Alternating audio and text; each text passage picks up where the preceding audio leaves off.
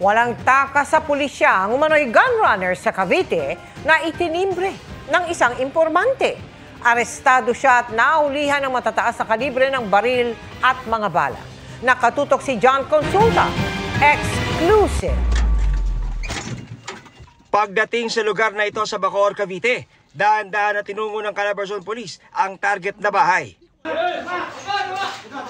Nasa kote sa loob ang umano'y gun runner na pakay ng operasyon. Bumungad sa mga operatiba ang iba't ibang klase ng baril at mga bala na dapat daw ay ibibenta ng suspect.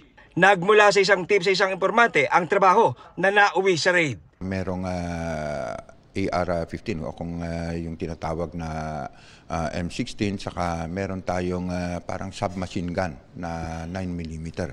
Pwedeng gamitin ito, no, sa krimen dahil nga unang-una is na-check natin sa FEO, sa firearms, na unregistered itong mga firearms na ito.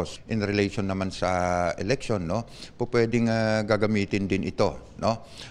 Pwedeng gamitin nila para manakot, no, sa mga botante natin, no, and of course para takutin yung ibang mga kandidato. Sa kabuuan, na-recover sa kanya ang 8 baril. 6 dito, pawang ang mga matataas na kalibre ng armas. Sinisikap pa rin namin makuna ng panig ang inaresto na nakakulong sa Bacoor. Ongoing yung ballistic nitong mga firearms na ito para malaman natin kung itong mga firearms na ito nagamit doon sa mga previous na krimen, not only here in Calabarzon pero dito sa buong Pilipinas.